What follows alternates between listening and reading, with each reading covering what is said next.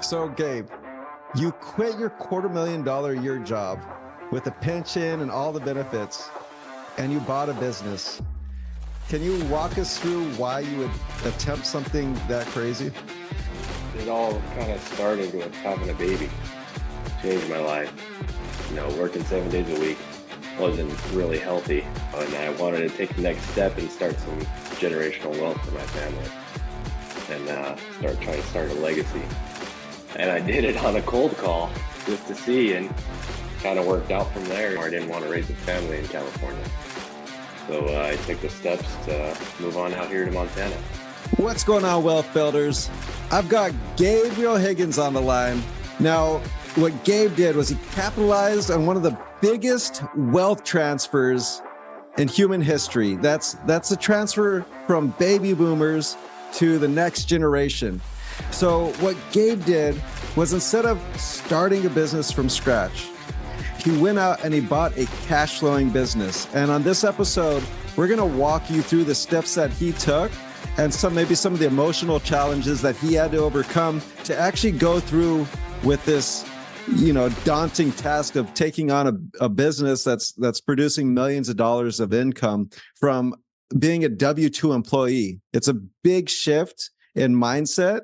It's a scary undertaking, but we're just going to kind of dive into that, the whole psychology and what Gabe had to overcome. So, Gabe, you quit your $250,000 a year job with a pension and all the benefits, and you bought a business. Can you walk us through why you would attempt something that crazy? Well, it all kind of started with having a baby. Changed my life.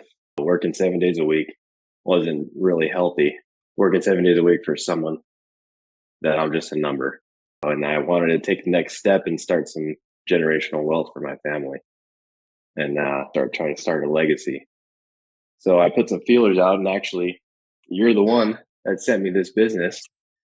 And I did it on a cold call just to see, and kind of worked out from there. Hit it off with the owner, hit it off with the salesman, and was on the phone with the owner for 3 hours the first time we talked. And I just wanted to change of pace. I didn't want to live in California anymore. I didn't want to raise a family in California. So I took the steps to move on out here to Montana. Good for you, man. I mean, that's such a huge leap, right? You had to overcome so many different fears and doubts and all of those different things. And so just a little backstory about Gabe here. Gabe had a job working at the ports, and in the blue collar field, as far as being an employee, that's basically the pinnacle blue collar job. You can't really get any better of a job. You're making $250,000 a year. You have all the benefits. Basically, you're comfortable. But what I like to call it is golden handcuffs. And so Gabe realized that he had these golden handcuffs on, but he didn't want to be working for the man. He didn't want to be working 7 days a week. And he also realized that he could only make as much as the hours that he worked. He couldn't exceed that.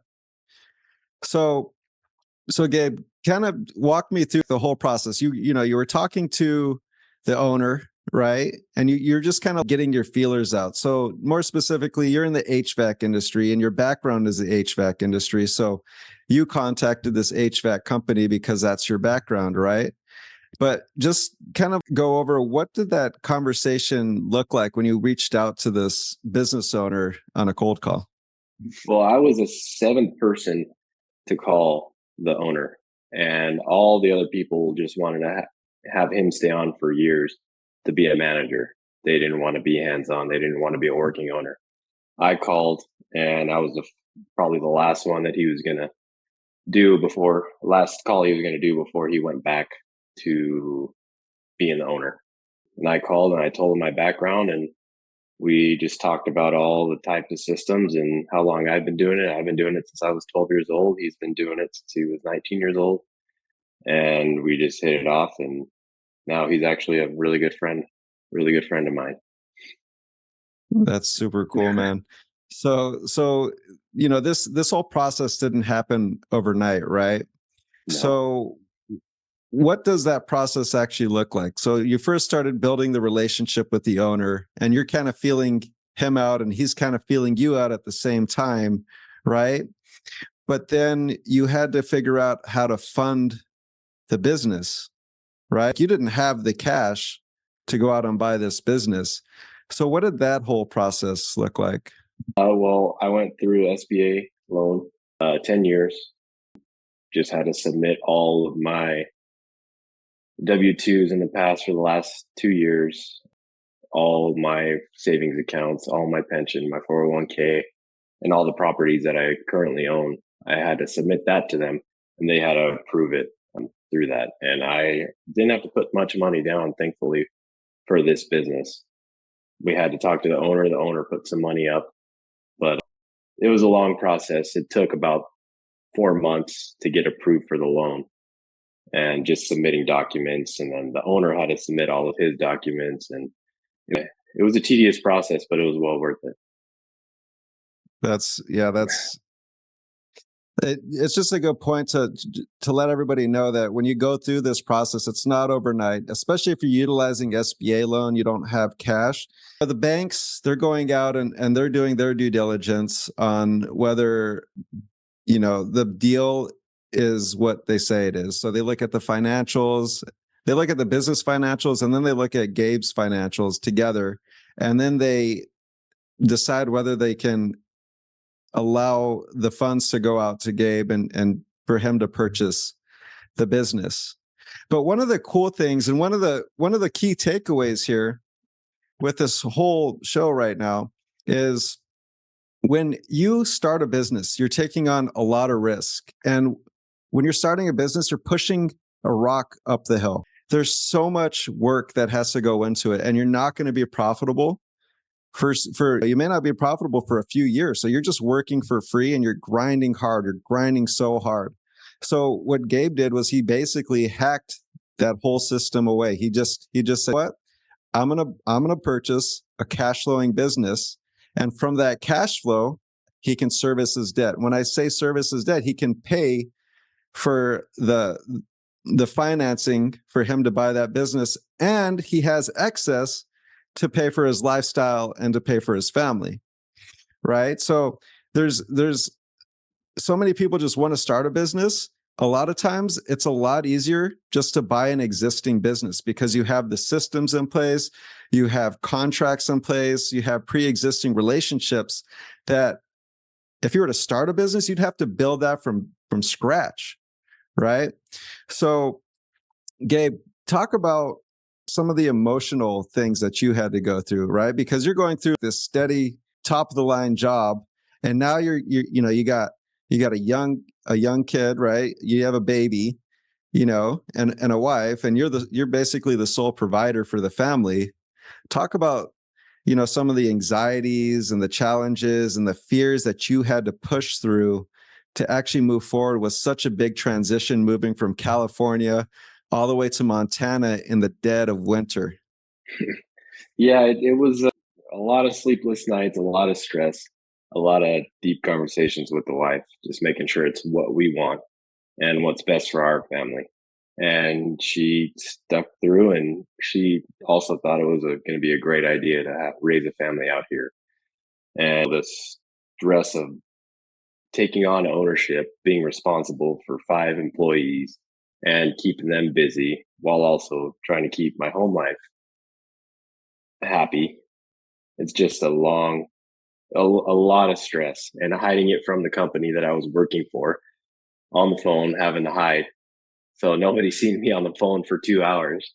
It was, and then my family, that was a hard one. I have a really big family, and breaking it to them that I was considering moving out here, and then they didn't think I was going to do it.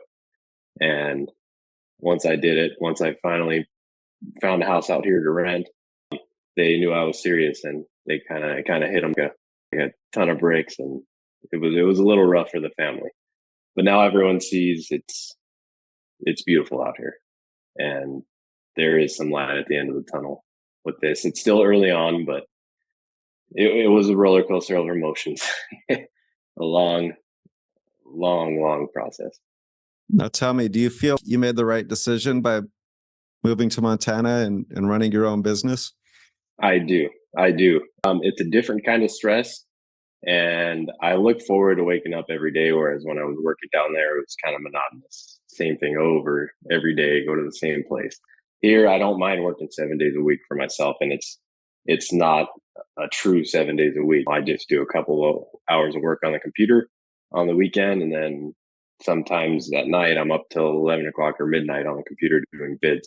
But I definitely think it was the right decision for me and my family. That's awesome, man. And the difference between working as an employee and owning your own business, you can continue to grow and expand and grow your net worth. And you can be that one person in your family to take over and really just provide an entire legacy moving forward. One person can change the whole trajectory of the family lineage by the work that they put in right now. And I truly believe that you're that guy. So tell me, can you kind of just give some encouragement to somebody that might be in their W-2 job, they hate their job, they wake up every morning dreading going to work? Can you just kind of talk to that person and just tell them this is possible. This whole thing is possible, or you can go and buy a business and be your own boss, and you can live where you want to live. You live in beautiful Montana, right? And not everybody gets to say that. A lot of people, their dream is to wait until retirement to do these things, right? And the problem with that is tomorrow is not guaranteed. But can you kind of give some encouraging words to those people that were in your shoes, but that haven't pulled the trigger or maybe don't know of a way to get to where they want to go? Yeah, it's kind of a fear of breaking the mold. You're molded to be this W-2 employee working for someone.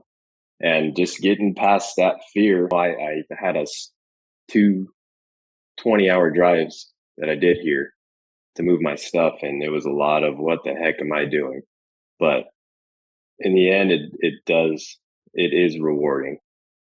It's the fear of just breaking away and breaking the bond, not the bond with your family, but breaking away from the what you're used to, and it will pay off in the long term.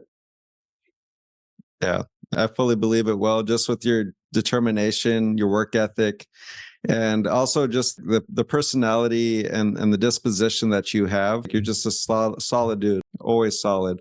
One point that I did want to touch on is when you did buy this business, what was the transition like with the owner? How did that whole thing look? Because a lot of people might be fearful, oh, you're just going to jump into the business and not have any idea.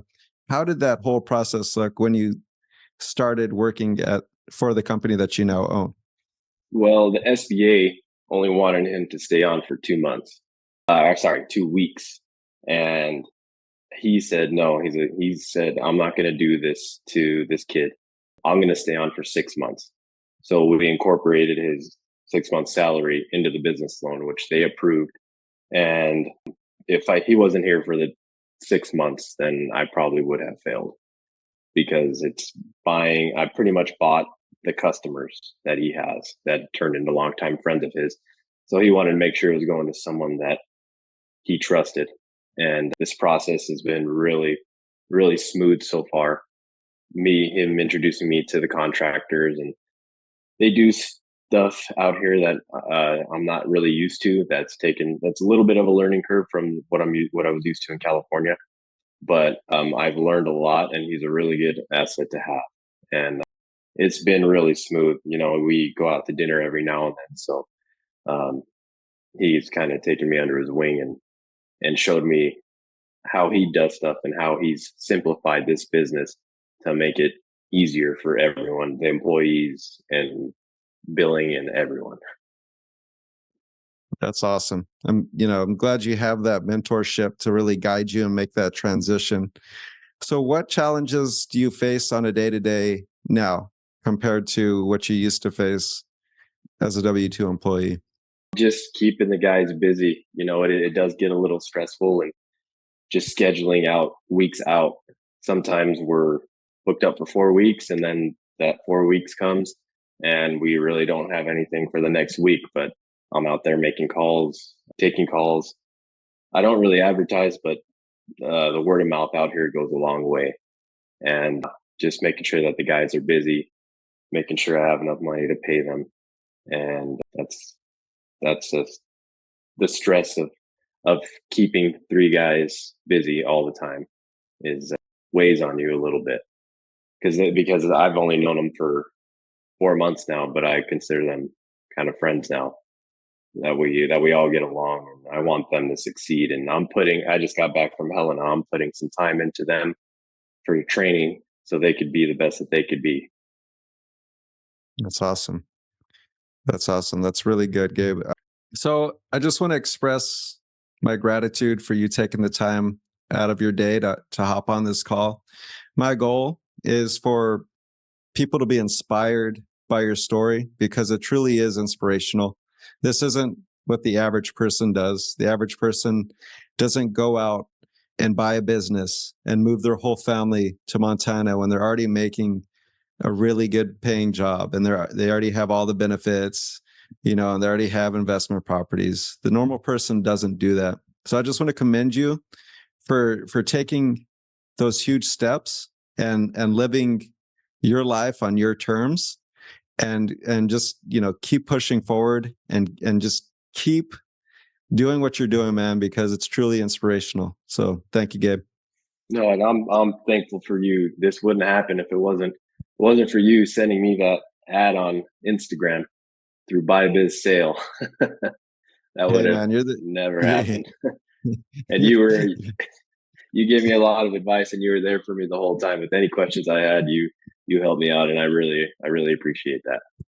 you're the guy with the grande huevos going out there and taking a massive amount of action and being completely terrified, but still moving forward with each step of the way, which is 100% commendable, man. So thanks, Thank Gabe.